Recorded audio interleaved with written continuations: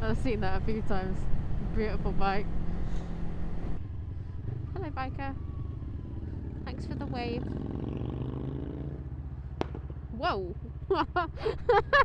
And I thought my exhaust pops were loud. Oh my god. I just stopped to take some photos. Although it's kind of annoying this time of year that no matter how often I clean the bike, the second I stop, it's got dust and everything else on it again. So she's relatively clean at the moment. Just wanted to show off her new exhaust protector because I finally managed to get that on. Courtesy of R&G, as we're probably all aware of now. There should be no surprises. I've got the heated grips on as well. Although it's not that cold today. Obviously no hoodie over the jacket, which is nice. Still a fair amount of wind, but I don't particularly want to go on loads of fast roads today. Not at all, because the only camera I have on right now is the one facing my dash. That would not be the case whatsoever. So, is the mic still on? Yes, it is. I'm happy. Right. Riding in winter, is it worth it? Is the debate for today. Mostly because it's been a hot topic in like recent videos in the comment section. Obviously, if the bike is the only mode of transport, it doesn't really matter if it's worth it or not, because it's your only option.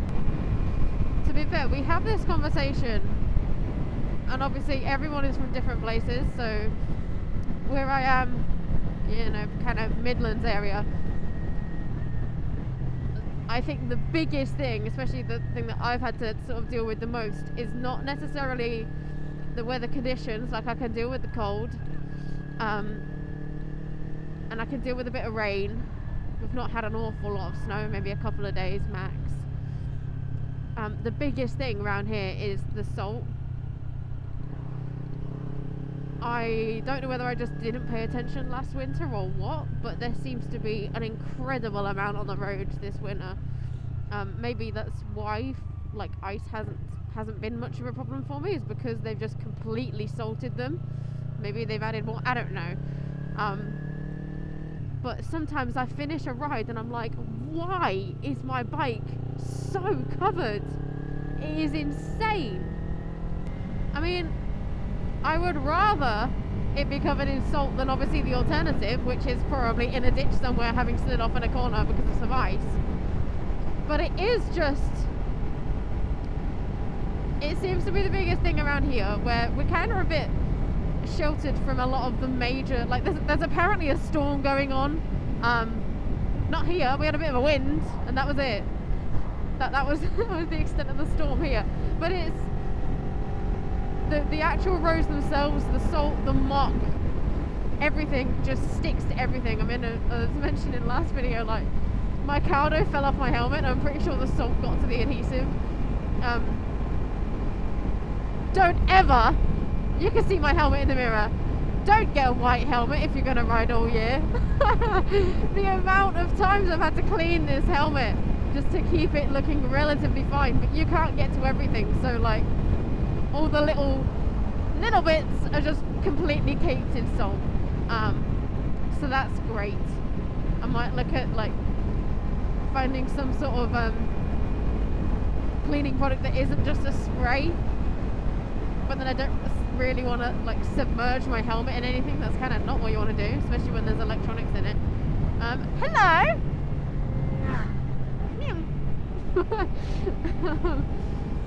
That's a rare sight. I mean, not on these roads, but at this time of year it is.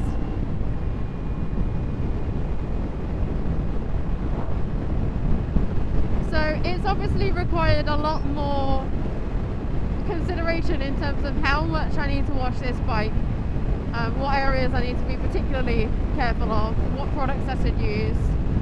So other than just rinsing down the salt as much as I can, Noxie's also got some ACF 50 on her.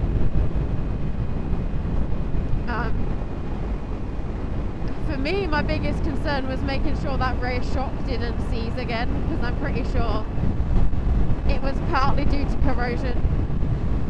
Obviously other stuff, age and everything like that as well. Other things like I'm more comfortable riding this bike in these sort of conditions now. I mean, not this is fairly mild, but in the sort of harsher, like properly cold roads in the morning, there's probably a sheet of ice somewhere on a corner that you can't see. I'm more comfortable riding the bike. Oh, I've got potholes, stand up. More comfortable riding the bike now because I've got sort of a good level of crash protection on her, thanks RNG.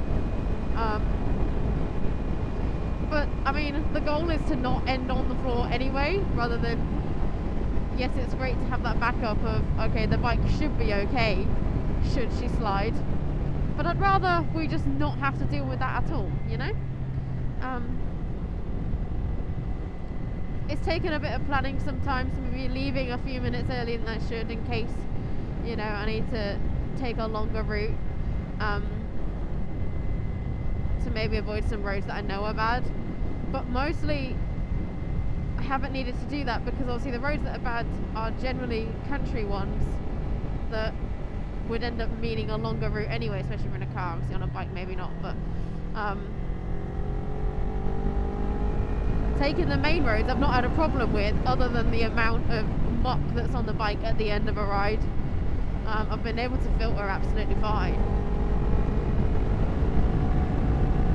I mean, other than riding like a newbie, I've not really had to adjust it much, and so I think, like, for me personally, riding in winter is definitely where I could not go winter without being on a bike. Absolutely not. I was getting withdrawals just from when Noxie was like out of action for a few weeks. That was it. That was bad enough.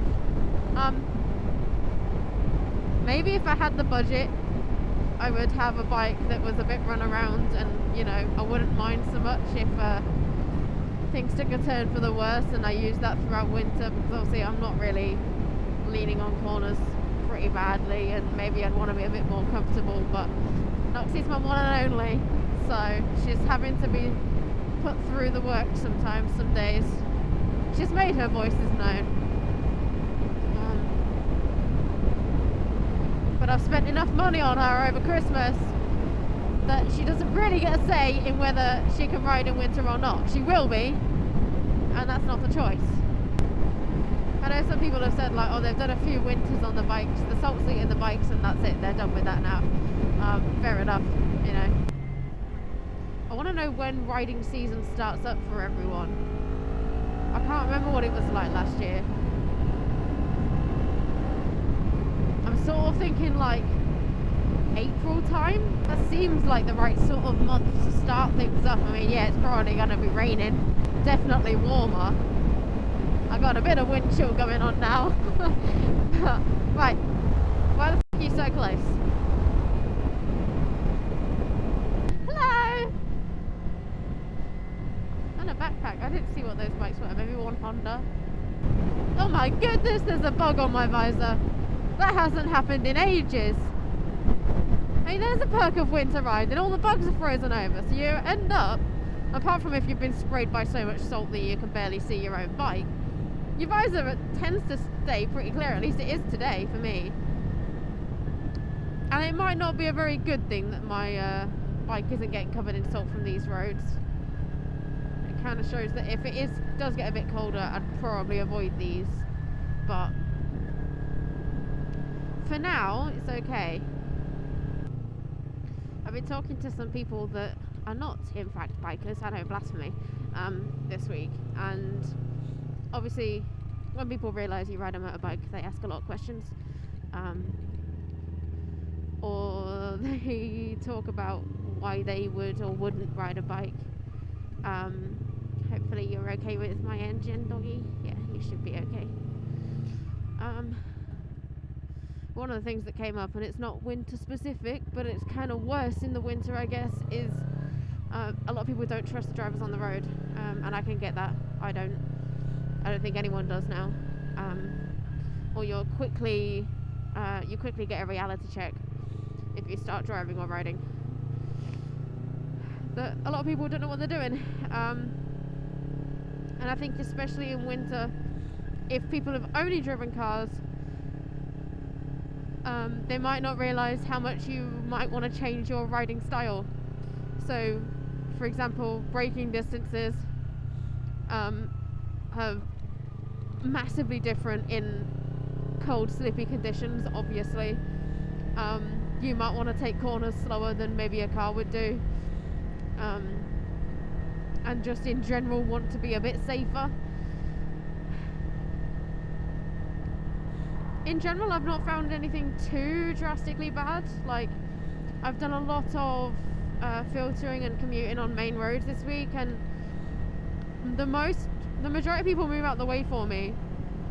Still, maybe a bit of sympathy going, oh, she's on a bike, better move over so she can get home quicker or get wherever she's going. But it's just something you have to consider, especially when there's a lot of people around in their cars. Is they might not know how much space you want to leave in front of someone, or behind someone if you're following them. They might not know how bad a road can feel, because obviously you're definitely more in tune with how the road feels when you're on a bike compared to a car. So what might just look like a bit of a damp road to someone in a car might look like, okay, I need to take this corner a lot slower on a bike kind of situation.